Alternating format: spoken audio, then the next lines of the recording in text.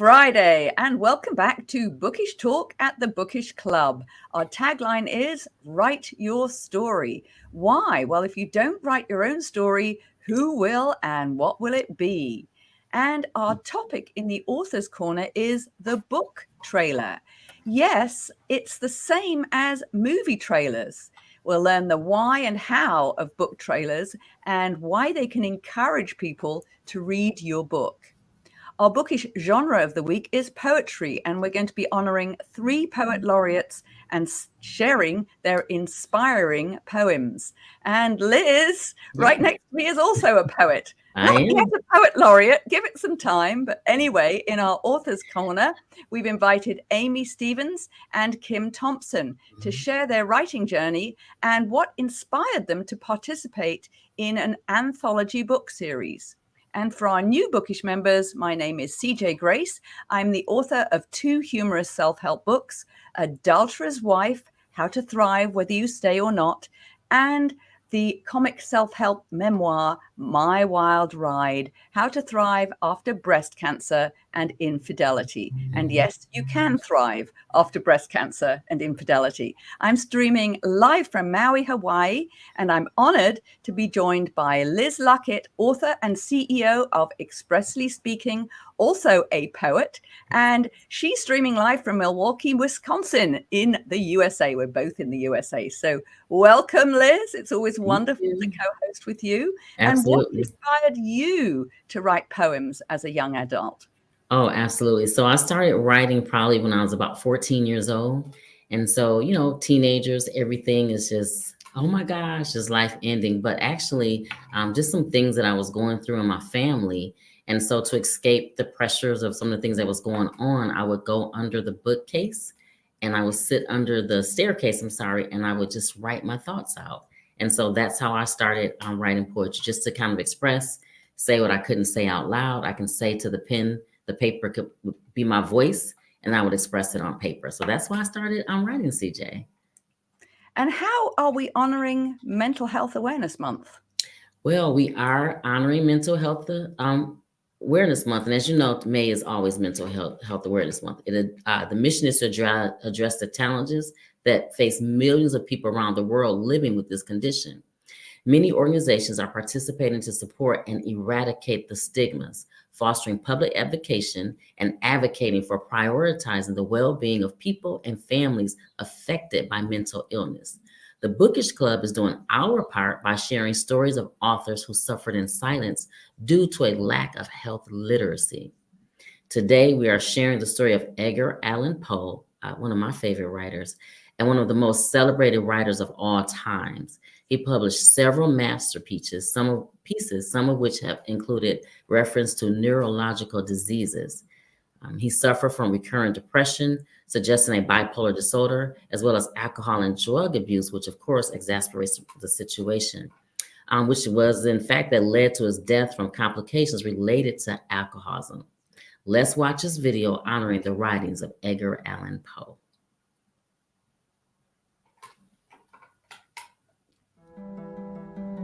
In his career, Poe would write nearly 70 stories in a range of genres, aiming to reach the widest possible audience. A third of his short stories are comedies. He liked a romantic comedy. Only a dozen of Poe's tales are horror stories, but they remain his most popular. Among them, The Fall of the House of Usher, The Pit and the Pendulum, The Mask of the Red Death, The Black Cat, The Premature Burial. Poe was writing in the old-fashioned genre of the Gothic tale, but the terrors he was tapping into were very much of the moment. Premature burial was a real fear in the 19th century because people seemed dead, but they weren't. As odd, as bizarre as that seems, during periods of epidemics, and there were several during Poe's lifetime, there were lots of public interments taking place very hastily. without proper medical examination. And there were many, many instances of people actually being buried before they were dead. Coffin makers provided gadgets to allow the victim to ring an alarm on the surface. Poe devoured the sensational accounts and would work the horrifying idea into several stories. Premature internment is the ultimate claustrophobia.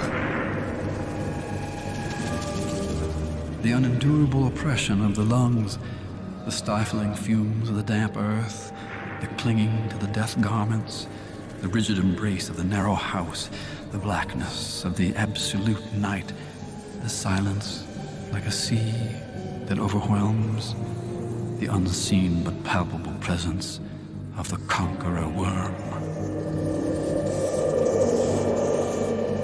Poe is talking about the subject that makes him so universally interesting. Except for sex, you can't get anything more human and fundamental than fear.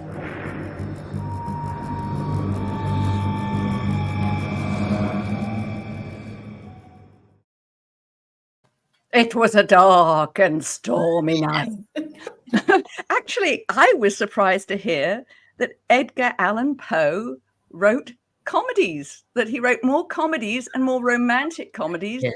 than these scary stories. So Yes. it's interesting. You never know what you're going to get famous for. It may No, not be you don't. your main gig is. You don't. So CJ, you know this is my favorite part of our show. So I have to ask you, what library are we visiting this week that is quite an experience? Well, we're off to Los Angeles County this week. We're not going overseas. Right. Well, for me, it's overseas because I'm in Maui, but we're off to LA County to visit the Cerritos Library in Cerritos, California. And it's apparently the world's first experience library that aims to stimulate our imagination with an extensive collection of physical and digital resources, museum exhibitions, and an exciting collection of artwork. The library was named Best Public Library by Reader's Digest back in 2004 and a Best Library for Children from Los Angeles Magazine in 2008. And it's got a 5-star rating in the Library Journal. Definitely a fantastic place to visit. And when you enter the library, there's a welcoming space called Main Street, which has a video wall with program announcements and a 15,000 gallon saltwater aquarium. Wow, that's pretty big. 15,000 gallon saltwater aquarium. Although I have to say, I'm not super keen on saltwater aquariums because they get a lot of the fish from places like Hawaii, and at least half of them die in transit, and they really reduce the numbers of wild fish swimming around here on the Hawaiian Islands. Saltwater aquariums, they look fabulous, but they do have a toll on the environment. Nevertheless, the children's area does have a Save the Planet theme, and it's framed by giant books with classic book titles and offers books for parenting, science fiction, and mystery novels. And the library's got a music room, bookstore, theater, art studio, and even a fireplace with a hologram of a fireplace in it, I believe. The Main Street leads to the great room that features arts and crafts style furnitures, and it's a very inviting location for readers. I mean, it's really incredible how libraries have changed. Look at that. Chairs, sofas, and lounge chairs. Each chair has a port so patrons can plug in a laptop computer and get high-speed internet. And there are collections of current magazines, newspapers, and paperback novels located in that same area. And then next to the great room, there's the Art Deco room with a multimedia collection of DVDs and discs of feature films, documentaries, and instructional materials. So it's a beautifully designed space for people to read, study, or work in small groups. And the room also features display cases with changing exhibitions. Now, what I really loved about this facility, and when you go on their website, you'll see it, it has a seed library. And it's not really a library because they actually give you the seeds. You don't borrow them and give them back. You can choose from literally hundreds of different kinds of seeds that you can take packets home to plant. Oh, And wow. for example, there are numerous varieties of lettuce and tomato, or tomato if you want to speak American, and dill, wildflowers, you name it, they've got it. It's a fantastic Wow. resource for people. So visit the library just to pick up some seeds. There So you let's go. take a tour of the world's first experience library. It's not just a place just to read a book, but truly it's a full experience. How many libraries do you come in where there's a huge aquarium, right, and where there's an escalator? Walking in, I was like, wow, it's just a different experience. Once we walked in here, it was so immersive, like going into a different world. It feels like a little mini Disneyland library. Cerritos Library is known as the first experience library in the United States. And you can see from the moment you arrive, the exterior is clad in titanium, which is the first public building in the United States to have titanium cladding. And it's gorgeous. It changes color depending on the atmospheric conditions. So every time you come, the library looks a little different. When you first enter the library, there's this very welcoming, large open space that we call Main Street. I know when I first moved here and went to this library, I thought I was going into a mall, because that's so nice. The city of Cerritos is honored to have this library in our city because this is one of the well-known, recognized libraries in the nation. For a few years, it actually was ranked #1 in the nation. I'm always looking, for new places to bring my son. It's very inviting, very kid-friendly. It feels like I'm at an aquarium, sort of, just sitting here across from the tank. We have a number of themed areas. One of the areas is the Old World Reading Room, which is meant to look like your classic university library. We also have a themed area that looks Art Deco, and there's a facade that is meant to look like the Pan Pacific Theater that used to exist in Los Angeles. Upstairs, it's the futuristic theme. So on that level, everything looks very contemporary, a lot of reflective surfaces and stainless steel treatments. We also have an amazing collection of artwork by emerging and established artists. In the children's library, we have a gorgeous 15,000-gallon saltwater aquarium and has all kinds of colorful fish. And we also have it's artificial, but it's a banyan tree that's meant to represent the importance of the rainforest to the survival of our planet. We have a scale model of the space shuttle. We have Stan the T-Rex, which is an authentic fossil replica. So everything, while it's very visually stimulating, it's a very Instagrammable library, it all comes back to education. Today we're offering a petting zoo for kids, and it's part of our springtime celebration. And this is a fun program we've never done before, but that's what we try to do. Our staff works really hard to present some fun and creative programs. We have people that come from other areas outside of their city, and the reason why they come here is just to visit this library. They just have a lot of places, like little areas that are so immersive and beautiful, especially for kids. It's different because it doesn't feel like you're in a library.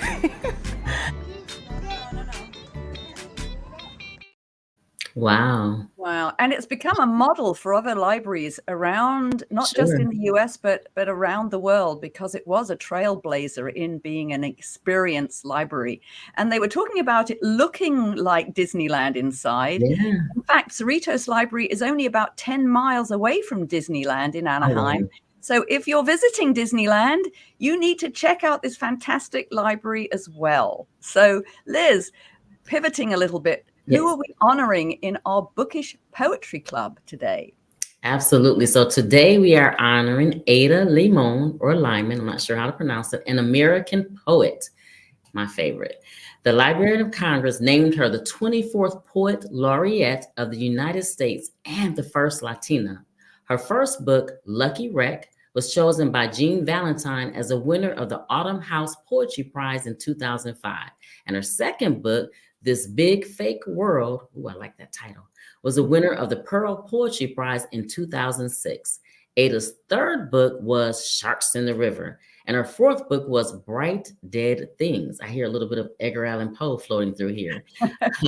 Ada was shortlisted as a finalist in the 2015 National Book Award for Poetry, and the book, The Carrion, won a National Book Critics Circle Award. She wrote State Bird and How to Triumph Like a Girl, which won the Pushcart Prize. Listen to her talk about the poem she wrote for NASA.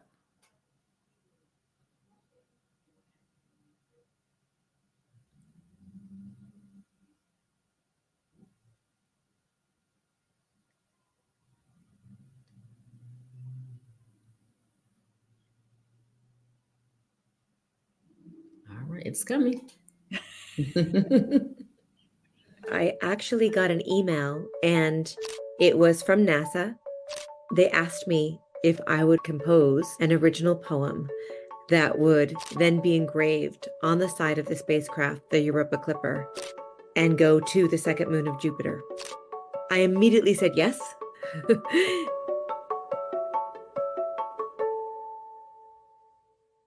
Oh, second moon, we too are made of water. Serving as the poet laureate has been a really remarkable and eye-opening experience in so many ways. People are hungry for art. They are hungry for poems.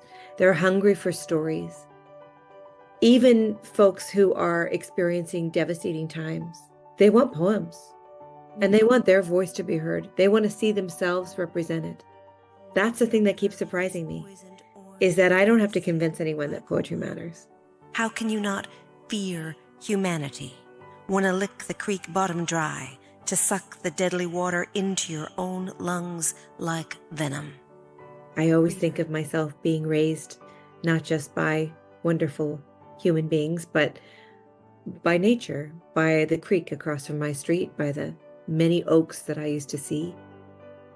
When I'm in my darkest space as a poet, as a human, I feel like turning to nature is the one thing that will bring me back to myself.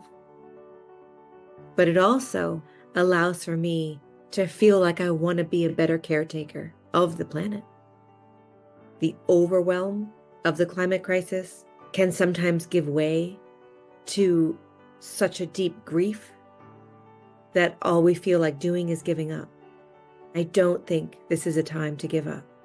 And I think making art is a big part of that.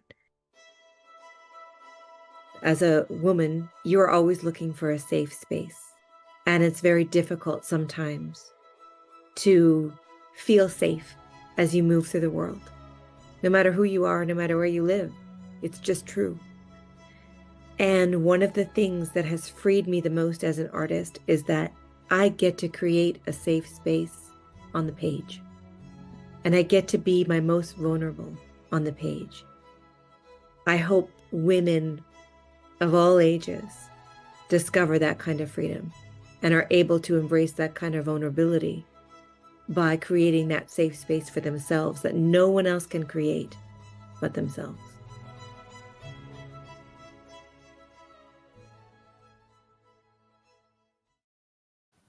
Wow. That was beautiful.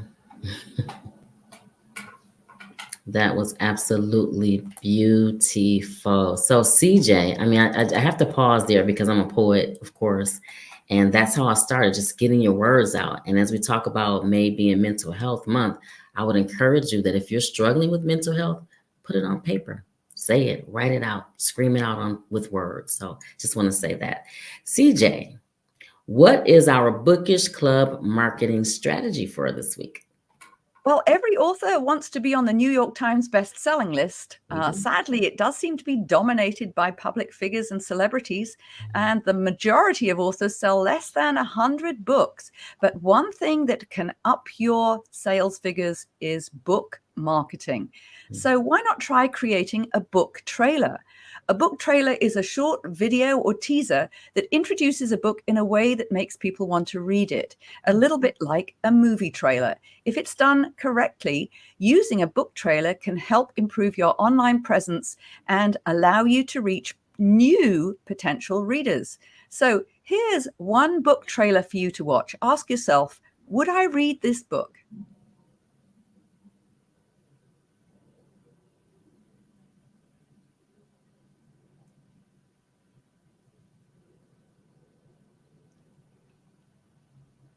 It's coming. It is coming. We have some technical issues today, but Absolutely. it's good to come. My name is Joseph Landau, and I am a Jew. The Nazis have ordered my family to leave Germany. We have a few days to get out, or we will be sent to a concentration camp. We are going to meet my father in Hamburg and board a ship to Cuba. Cuba isn't safe anymore, Isabel, my father tells me. There are riots throughout Havana. People are starving. In order to survive, we must reach America. We leave tonight, and nothing is left after an airstrike destroys our apartment in Aleppo. Everything we own is in these backpacks.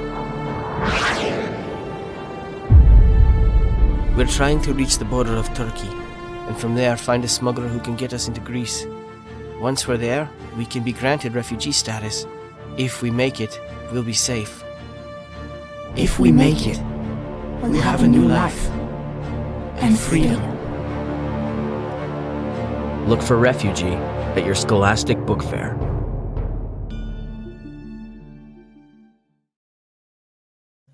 Wow. Yeah, I have family members that actually went around the world trying to find a place that would take them in as Jewish refugees during the Second World War. And they would have visas to a country, and then they'd get there, in South America, and then those visas would be revoked. They'd be revoked, and off the ship would go trying to find a port that would take them in. So, yeah, it's that's a story that definitely resonates with me because it's in my family background. So during our break, Haley, who is a social media strategist, is going to share how to create your book trailer using Biteable. Ooh, can't wait. And when we return from our break, we will meet our first guest in the writing club, Amy Stevens, a life coach and co-author of the anthology book series, The Mind-Body Connection. Bookish is sponsored by Thriving Women University, an affiliate of the Thriving Women Network. TWN provides the media training, coaching, and mentoring to produce your franchise show. Visit our website for more information.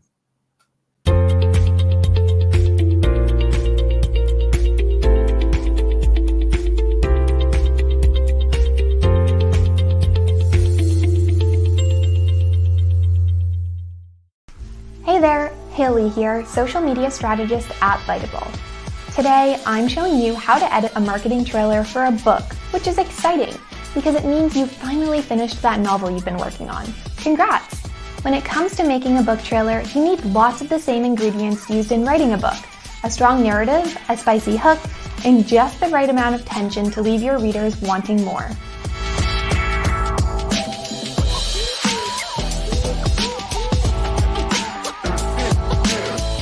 A book trailer should aim to do a few things: make the genre and tone instantly clear, give a preview of the story, show off any marketing materials you have, and most importantly, convert new readers. Your book trailer should be irresistible and change viewers from curious to raving fans. Actually, studies by ComScore show that readers are 64% more likely to buy a book just by seeing advertising for it. So you're on the right track. Now, finishing a book might be a bit grueling, but making a book trailer doesn't have to be. We've developed templates so you can get started without having to stare at a blank page, every writer's worst fear. We're going to edit a book trailer for everyone's favorite boy wizard, Harry Potter. But first, let's jump into some tips. How do you create a video for a non-visual product? There are a few video marketing tricks you can use to bring your words to life. Be clear. Your book might be complex, but your book trailer should be simple and easy to follow. It's really hard to summarize the plot of your novel in a few sentences, especially when you've spent months or years writing it, but you don't want to give too much away. Sometimes even the setup to a novel, instead of a full summary, does the job of catching the viewer's interest. Create atmosphere. Your viewer should know immediately what kind of book you're slinging.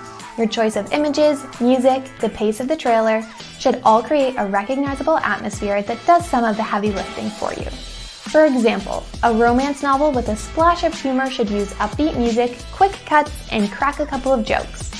A thriller novel should feel moody, dark, scary. Think shots of dark woods or a light bulb being switched on in an empty room. The cuts and movement should start slow and creepy and speed up until it's too fast, mimicking the pace of a thriller novel. Your viewer should know in the first few seconds it's the genre they're keen on. Show off your assets. If you have any marketing. Wow, I love that. So welcome back to the Author's Corner at the Bookish Club. Our mission is to enlighten, encourage, and empower our Bookish members to begin writing the process of writing their nonfiction or fiction book. The process can even start by choosing the title to inspire you to begin writing today. We are super excited to have at the Author's Corner Amy Stevens, co-author of The Mind-Body Connection. Amy has been a yoga practitioner since 1998 and a recovering anxious empath and perfectionist.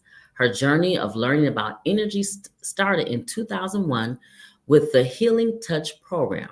Her goal is to ensure that her clients create a balance from mind, body, and soul. Amy, welcome to the Author's Corner at Bookish Club. Welcome. So glad that you're here.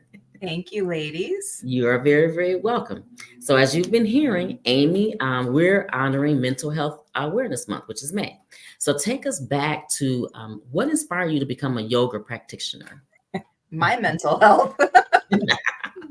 I was in my first job as an interior designer, and the concept of a 9-to-5 was never presented to me in my life. And I had parents who worked all the time. And because of that, I never saw that quote unquote break at the end of the day. So from that standpoint, that's how I went into my career out of college and got into yoga and understanding how the mind-body connection actually worked. And I left my interior design job about a year later after starting taking yoga classes. So it was, I think, that entrepreneurial spirit within me as well began to push that piece. But it's definitely been a journey, and, you know, struggling with anxiety and depression myself, I have been able to work with a variety of clients and give them the support that they need. I love that. And I love that we're able to have this conversation. There was a time where we could not have this conversation because of the stigmas that were attached to it. So I just want to ask you, what or who inspired you to become a writer, and what were some of the fears that you had to overcome? I had loads of fears. It actually, in college, my freshman year of college, we didn't have access to phones. We were limited with the number of minutes that we could use from our dormitory. And because of that, I started writing letters to friends and to family. And actually, the thing that stopped me from writing was my sister. She would edit every single letter I sent to her, redlined it. She was an educator. She redlined it and sent it back with no personality of her own. It was just redlined. And that really put anxiety into me about writing. And so I just stopped. Even English class in college was very much a struggle because I felt like I couldn't find my voice. But as I've aged and gone through the process, this first collaborative book has been amazing to do and very positive. And it was kind of this unleashing of my creative self, which has been phenomenal to experience and feel and be a part of. I love that. I love that. I love what you said, that the redlining, which just a red line, which is like crossing out and putting without an explanation. And we don't think about how little things that appear to be little things can stop you, but they can. So I love that you shared that. CJ, I know you have some questions. Yeah, that's an amazing story, because normally you get that from a teacher, not your own sister. My goodness. Sometimes teachers really squash their kids' abilities and desires to excel because there's too much criticism. There's not enough openness to allow people to grow. Yeah. So how did you get involved in contributing a chapter to the mind-body connection? How did that work? No, it's all about divine timing, right? you come across something and you look at it and you go, oh yeah, right. Yeah. And I actually had the opportunity of interviewing the publisher of the book through Action Takers Book Publishing, and she was on my podcast, and just talking with her, I had kind of this little fire start to ignite within me. And I was like, ooh. And for about 15 years, I've been saying to myself, you have a book, you need to release it. You need to get it out. And just doing one chapter felt more doable versus having an entire book. And so just having that opportunity to interview the publisher and be able to move forward was it was that creative outlet, and it felt phenomenal to have that opportunity. So you also have a podcast. What is the podcast you do? Yes, so my podcast is Balance Your Mind, Body, and Business with Dee Stevens. Ooh. And so what was the chapter that you wrote for the anthology? And it sounds to me like it was for you, it's a prelude to writing your own book entirely. Is that correct? I believe you are correct on that, DJ. I have been, I'm an avid kayaker, and being on water is so creative. And I live in Arizona right now, and we have a beautiful river that we get to kayak on. So now I'm just like, all this creative juices are flowing these days, which has just been amazing. My chapter is actually, it's chapter 3 in the mind-body connection, the keys to unlocking your full potential. And it's called Connect to Your Mind, Body, and Soul. Well, I'm going to be looking forward to hearing more of that, because later on in the show, you're going to be reading us a passage from there. And we're really looking forward to hearing that. And don't forget, everybody, if you have a question or comment for Amy, you can join us on our Facebook group called Thriving Women TV and post that question or comment. Over to you, Liz. Oh, absolutely. And I love Amy. I do a small business class, and we're actually, week 2 which was this week, Heal Your Soul, Heal Your Business. So I am definitely going to have to check you out. So our first poem is entitled In Praise of Mystery, a poem for Europa, and it was written by Ada Lyman, U.S. Poet Laureate.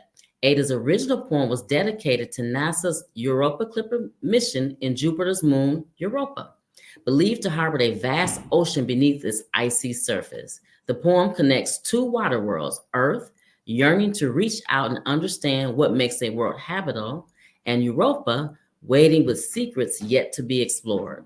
The poem will be engraved on a plaque on the Europa Clipper spacecraft. Remember, Bookish is sponsored by Thriving Women University, an affiliate of the Thriving Women Network. TWN provides the media, training, coaching, and mentoring to produce your franchise show.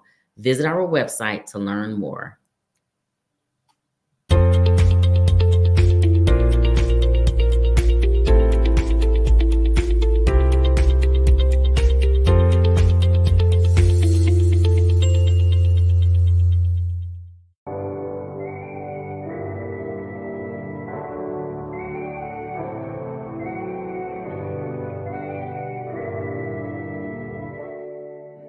I thought I'd awaken to a world in mourning, heavy clouds crowding a society storming, but there's something different on this golden morning, something magical in the sunlight, wide and warming. I see a dad with a stroller taking a jog across the street. A bright-eyed girl chases her dog. A grandma on a porch fingers her rosaries. She grins as her young neighbor brings her groceries. While we might feel small, separate, and all alone, or people have never been more closely tethered, the question isn't if we will weather this unknown, but how we will weather this unknown together. So on this meaningful morn, We mourn and we mend like lights. We can't be broken even when we bend.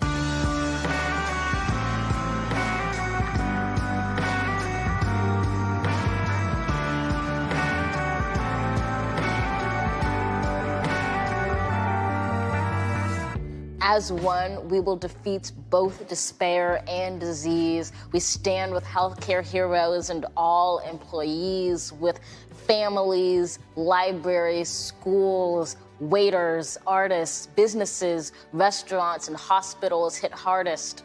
We ignite not in the light, but in lack thereof. For it is in loss that we truly learn to love. In this chaos, we will discover clarity. In suffering, we must find solidarity.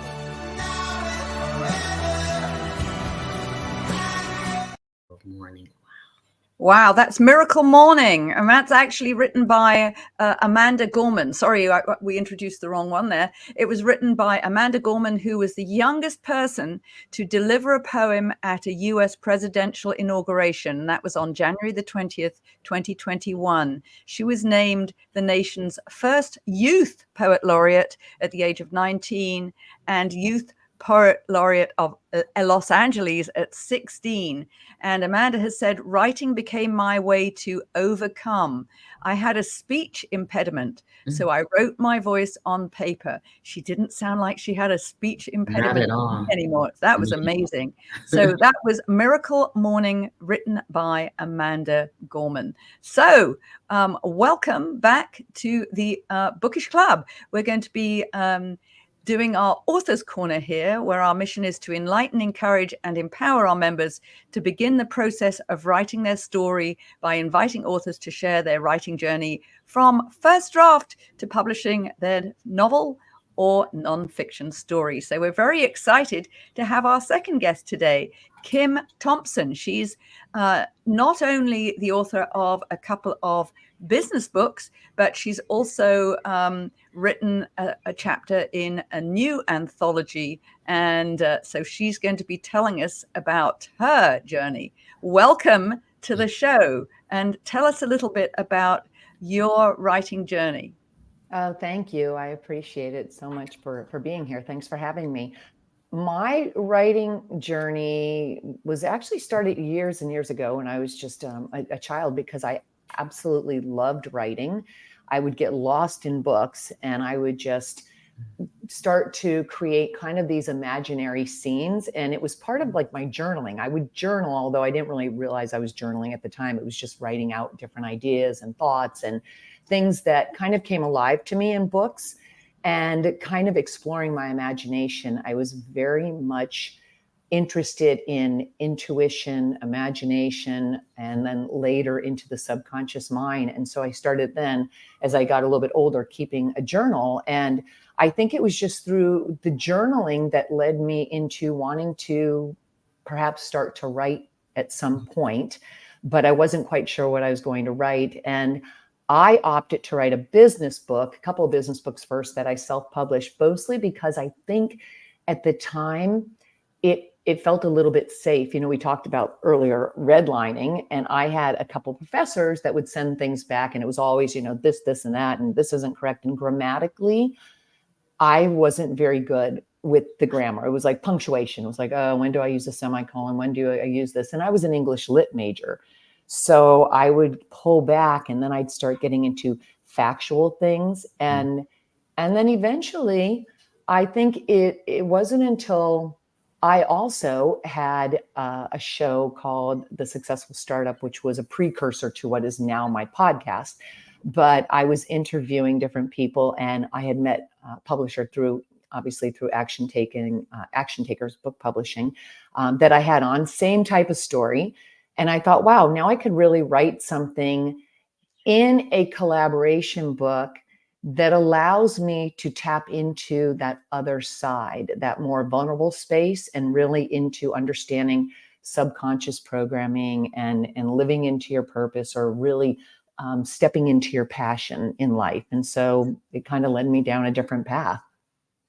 What would you say is the difference then between writing your own book on a business level, because that was not a fiction book, it was the practical business books versus having a chapter in an anthology? What's the difference between Well, I think the difference for me is that I own a business, and then from that I became a business coach to help other entrepreneurs, mostly female entrepreneurs, kind of get out of their own head. I mean, a lot of us as entrepreneurs, we get into this mental chatter and we self-sabotage and we just pull back. And so for me, it was understanding. Years ago, I owned a franchise in the personal development space. So I understood not only the mental aspect, but also the practical. And so the business book was more about, look, if you want to actually create what you say you want in life, you have to get out of your own way, but let's take some practical action steps. So the business book was more about, here's the practical steps that you have to take. And then when the opportunity came to be in an anthology, I thought, wow, this is kind of a place where I can share a little bit more about the mental side of creating what you want. And what I would call, for me, it was kind of a safe space because people knew me more of a professional business person. And the anthology gave me the opportunity to step into that other side, which was more, look, this is more the mental aspect, if you want to call it the woo. It's a lot about the spiritual aspect of tapping into your own intuition. And I think being in a collaboration book, the beauty of that is that you are open now to many different voices, many different experiences, many different ideas, and you get a taste of each different author. And so you might see different methodologies that would work for you, that maybe somebody's voice resonates with you or somebody's story, and you get a taste of that, whereas you might not in one book. This opens you up to many different voices, which is why I thought it was a great place to be. I love that. I love what I'm hearing you say. And again, I talk to small business owners, and I think that they don't connect the mental to the business. As this one young lady, she always says, you can't have a booming business and a busted life. So there is a connection with that. How has becoming an author empowered your life and your business? Well, I think it's opened me up to, number one, more visibility. So because there's more opportunities for interviews, there's more opportunities to be on different podcasts and shows, there's more opportunities to get speaking engagements. And it allows you then to start sharing your not only your business, but it allows you to start sharing really whatever your purpose is, not just speaking for me, but allows you to start sharing that with other people so that you can have more of an impact on others. And what are we really here for? We're here to share and be in service of other people, because we're all a collective conscious. And we're all part of this collective consciousness, and we're all here to learn and help each other to grow and become the best version of ourselves. And I think being in a book and writing and being an author truly allows us to do that. I love that. For members who fear writing their story that are listening, are anthologies a good way to start writing the journey to your whole book? Oh my gosh. I think it's one of the best ways to do it, because you are writing a chapter. And so you might be writing 3,000 words as opposed to writing 50,000 or 100,000 words. And so it is a good first step. I'm right now working on another book, but it's my own book called Pure Potential. And that book I was able to sit down and write 3 chapters fairly quickly, but only because I had already done this. So I kind of had an idea of, okay, outline, how am I going to do this? And it get, like anything else, it's like a muscle. If you don't use it, it atrophies. But when you start to use it, you start to build it and you develop it. And so I think being in a book and writing a chapter is one of the best ways to get started. I agree. I wholeheartedly agree, Kim. So we would love for you to read from your book later in the show. And then for our viewers, if you have a question or comment for Kim, join us on our Facebook group called Thriving Women TV and post your question or your comment. CJ? Yes, and we're going to be playing the poem that we promised you, In Praise of Mystery, a poem for Europa, which is one of Jupiter's moons. And it was written by Ada Limon, who is a US Poet Laureate. Don't forget, Bookish Talk is sponsored by the Thriving Women University, an affiliate of the Thriving Women Network. TWN provides the media training, coaching, and mentoring to produce your franchise show. How do you do that? Visit our website to learn more, www.thrivingwomennetwork.com. We'll be right back after In Praise of Mystery.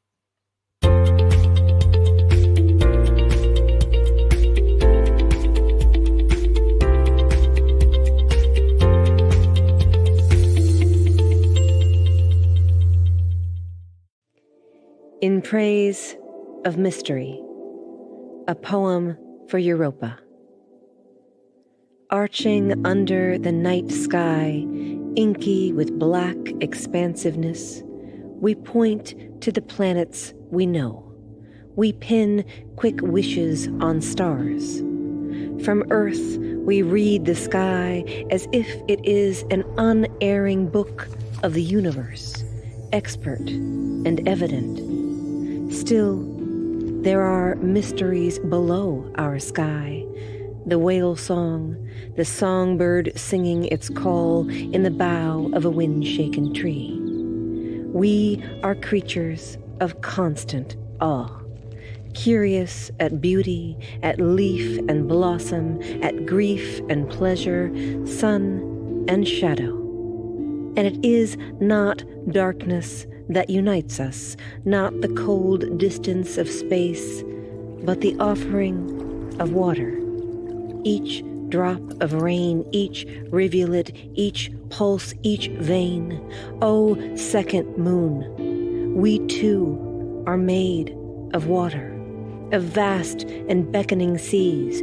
We too are made of wonders, of great and ordinary loves, of small invisible worlds, of a need to call out through the dark.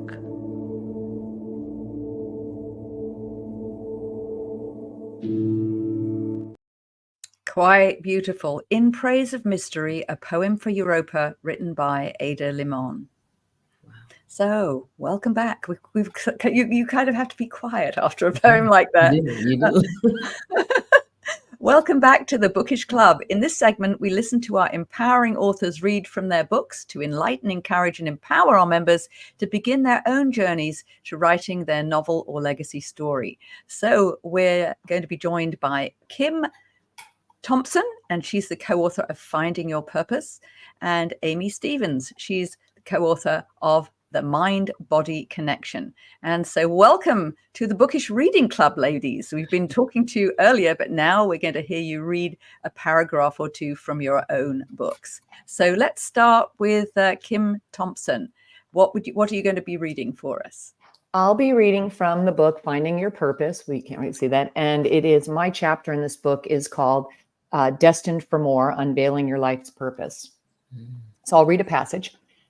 We are born on purpose with purpose. Discovering that purpose, though, can often be challenging simply because it's not something that can be taught. It exists within and is as unique as your fingerprint. It's not necessarily linked to a specific end goal. It's more of an ongoing impact on others. Purpose is your why. Likewise, your why is your purpose. It's what inspires you to take action, and it inspires others to take action with you. I have come to believe for myself and those I've interviewed over the years that one's purpose is often realized during the journey rather than attained at a final destination. It has the ability to fuel your dreams and keep you going regardless of how many obstacles you may face, which is why your purpose typically has its roots in difficulties you've been through, along with the interests and passions you've developed. Often the setbacks we face in life are simply setups for what we are meant to do. And if you subscribe to the belief that everything in our life benefits us in some way and that our path is designed to help us live to our potential, then it becomes easier to see our purpose. I have found that purpose stems from either a struggle or a challenge we've experienced and conquered, or from a version of the person we once were, thus enabling us to understand, appreciate, and help others through similar issues. One thing is for certain, the path to purpose will require us to push our limits, to trust our intuition and know we have incredible strengths when we tap into and rely on our higher self. It is then that we are given the ability to see more possibilities. It is in this space that obstacles become opportunities. Great. So, Kim, if somebody wants to get hold of either that book, the anthology book, or the books that you've solo written about business, where do they find them? Are they on Amazon? Do you have a website? They can get them on Amazon, or they can visit me at my website, which is up on the screen, kimkellythompson.com. Kelly with 2 L's. 2 L's, 2 E's. Kelley. Correct. Yes. It's the Irish spelling. It is the Irish spelling, yes, family name. Yes, it's like how whiskey is spelt differently in Ireland compared to Scotland. Yeah. Same thing. There's an E in whiskey in Ireland, but not in Scotland. And one might taste a little better than the other. Thank you so much for being on the show today. I'm sure I wish we had had more time to be able to chat more, but now it's time for Amy Stevens. Thank you so much. And tell us a bit about the passage you're going to be reading, and then we look forward to hearing it. Yeah. Sure. It's from the book, The Mind-Body Connection, The Keys to Unlocking Your Full Potential. And the chapter is entitled Connect to Your Mind, Body, and Soul. When you wake up each morning, I invite you and encourage you to pause and give thanks for waking another day. This is not a given every day for everyone. So take that moment after the alarm goes off and really give thanks. During the winter months, it is a little harder practice for most. So honor what provides you with gratitude. If you are still stirred up on something from the day before or decades before, hit the Control-Alt-Delete of your mind and reset for the new day. That may sound crazy, but it does work. Same goes for voicing up how you feel or felt while dealing with a conversation. Talk to that person who triggered you and get to the root of the situation. Don't run away. Beautiful. So, Amy, if somebody wants to get hold of that anthology and read your chapter in it, or find out more about your work, your yoga, and all of the things that you do, how do they find you, and how do they find your book? Yes, they can definitely go to Amazon, and it is available there. And also my website, amystevens.net. STEPHENS. Thank you so much, ladies, for coming on the show today. And over to you, Liz. Oh, absolutely. I enjoyed both passages. We always talk to small business owners about their why. So I love that. And you do have to pause. You have to pause. So ladies, thank you so much. If you have questions for Kim or Amy, we encourage you to join our private Facebook group called Thriving Women TV and post a comment. Please do that. I mean, I want to dive in. We got to bring you back. So I want to dive into this conversation a little bit more. So thank you again, ladies, for coming on the show. So our final poem, Annabelle Lee, is the last complete poem composed by author Edgar Allan Poe. And like many of his poems, it explores the death of a beautiful woman. The narrator, who fell in love with Annabelle Lee when they were young, has a love so strong that even angels are envious. He retains his love for her after her death. His wife, Virginia, Eliza Clem Poe was the inspiration for the poem and was not published until after Poe's death. So I remember in college we had to study Poe, and this is an amazing poem. Remember, Bookish is sponsored by Thriving Women University, an affiliate of the Thriving Women Network. If you want to produce a franchise show on E360 TV, TWN provides the media, training, coaching, and mentoring. Visit our website at www.thrivingwomennetwork.com.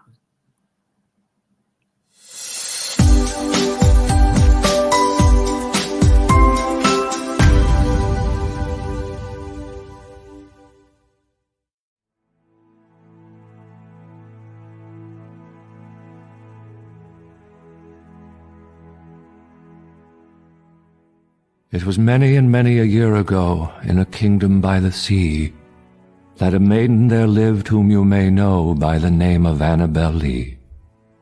And this maiden she lived with no other thought than to love and be loved by me. I was a child, and she was a child in this kingdom by the sea. But we loved with a love that was more than love, I and my Annabel Lee, with a love that the winged seraphs in heaven coveted her and me. And this was the reason that long ago in this kingdom by the sea, a wind blew out of a cloud, chilling my beautiful Annabel Lee, so that her high-born kinsman came and bore her away from me, to shut her up in a sepulchre in this kingdom by the sea. The angels, not half so happy in heaven, went envying her and me. Yes, that was the reason, as all men know in this kingdom by the sea, that the wind came out of the cloud by night, chilling and killing my Annabel Lee. But our love, it was stronger by far than the love of those who were older than we, of many far wiser than we. And neither the angels in heaven above, nor the demons down under the sea, can ever dissever my soul from the soul of the beautiful Annabel Lee. For the moon never beams without bringing me dreams of the beautiful Annabel Lee, and the stars never rise but I feel the bright eyes of the beautiful Annabel Lee. And so all the night tide I lie down by the side of my darling, my life and my bride, in her sepulchre there by the sea, in her tomb by the sounding sea.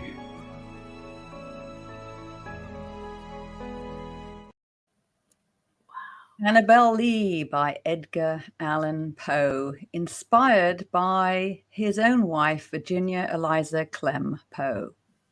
So welcome back to the Bookish Club. We want to thank our Bookish members for supporting our mission, and of course thank today's guests, Amy Stevens and Kim Kelly Thompson, for sharing their journey on becoming authors. And you can now support the Bookish Club by telling a friend and joining our new Facebook group, Thriving Women TV, and post a question or comment about today's episode. So if you want to watch the episode, you can see it on e360tv.com or on our own website, thrivingwomen.com.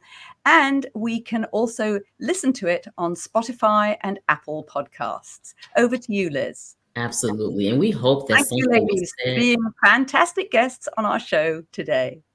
Yes, absolutely. Very inspiring. Go to their websites. I'm telling you, you're gonna love it. Trust me on that. We gotta have you back. So we hope that something was said that enlightened you to begin the process of writing your story, encourage you to read books outside your genre, and empowered you to overcome your fears and begin writing your legacy story.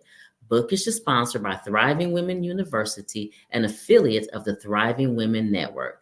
If you want to produce a franchise show on E360 TV, TWN provides the media training, coaching, and mentoring to do so. Visit our website at www.thrivingwomennetworktv.com.